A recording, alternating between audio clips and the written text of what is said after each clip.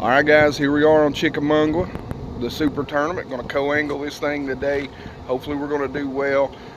My boater said he'd been here since Tuesday practicing. Said the grass bite for him was horrible and that we're going to be making a long run upriver. So let's see what we're going to do today. He seems like a super nice guy, which they have all been.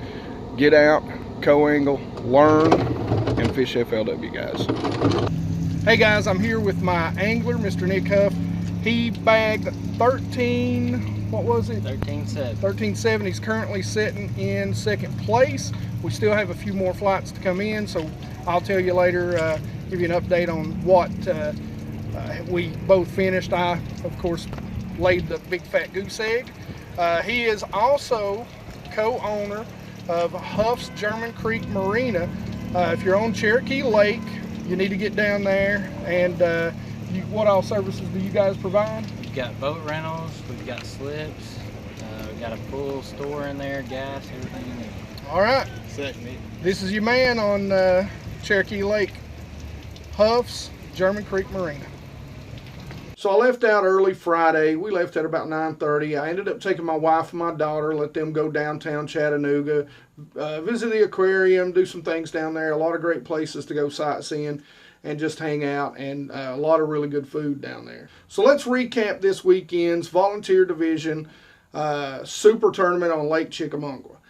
So I got a call, as you know, from my angler. He told me that he'd been practicing since Tuesday. I hadn't got to practice at all, so I was hoping, I had high hopes. But unfortunately, he informed me that he had really beat the grass to death and could just never get a pattern together that he felt confident in. So he abandoned that and ran up one of the creeks where he began to flip some laydowns and some docks and basically get away from the grass. And that's where he was able to put together a pattern. The water was a little clear. It was a little cooler. So the bass seemed to be maybe a little more active there.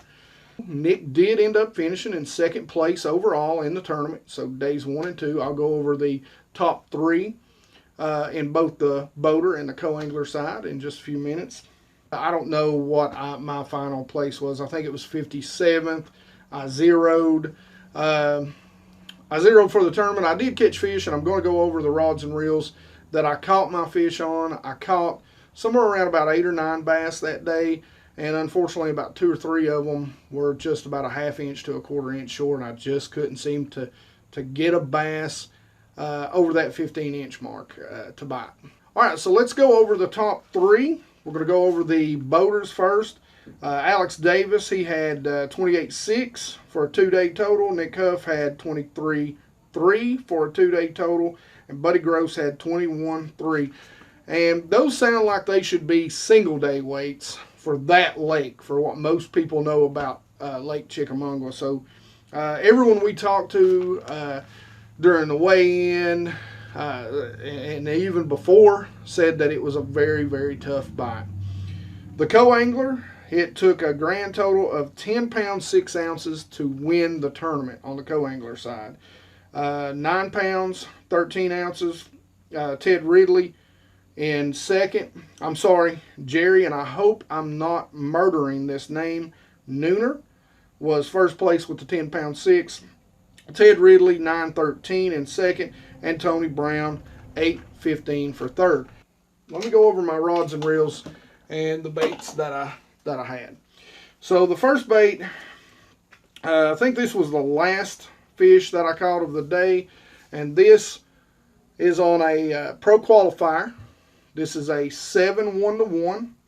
The rod, it is an old flipping stick, an old bionic blade, heavy action, and I had it with 65-pound braid, and this was a ½ ounce tungsten weight on a Gamakatsu heavy wire flipping hook, and just had the black and blue rage bug on there. And that's what I got my last 2 bites. Missed 1 bite on it. I really feel like it may have been the keeper for me to have. And with the weights like they were, you know, a keeper may have got me into fishing the second day. So the second bait and rod and reel combo that I caught probably my biggest bass of the day on, surprisingly enough, it's a swim bait. And you guys that have watched a lot of my videos know I'm a big swim bait guy. I've always got one on hand. This is the Veritas 2.073 medium heavy, and this is a Quantum XOPT 6-4-1. And I don't remember the name of it. It's a Rage Shad or something, and Shad Glimmer. And I'll put that in here somewhere so you know exactly what it is. I had this on 15-pound Cigar fluorocarbon, and I just fished it down a laydown, and he come out and nailed it. So what I caught most of my bass on this day was actually the drop shot. So shout out to my buddy Tim Saylor for taking me out to Watauga and forcing me to fish a drop shot around docks all day. It's what I ended up going to. And actually I ended up using the same bait or the same lure, the same soft plastic that he used that day to beat my eyeballs out. This is a Daylight Series Halo rod. It is a 7-foot, I believe. Let me see here. I'm sorry.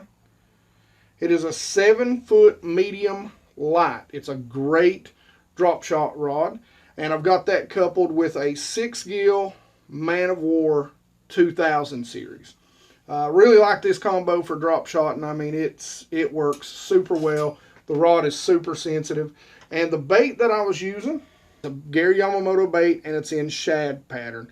I had that on a number 1 Gamakatsu round EWG to make it weedless, and that was just a 1/4 ounce ball weight that I was using around the docks to flip. I wanted a little bit of a quick fall because my boater was flipping. So, you know, I needed to keep moving. I needed that quick fall. I wanted it to get down to the bottom. We were fishing, for the most part, no deeper than 4 to 5 feet. Most places was much shallower than that. So as always, guys, leave your questions and comments in the comment section. I love to hear from you guys. I love to talk to you guys. Like it if you like it. Don't forget to subscribe if you haven't already. And you guys rock.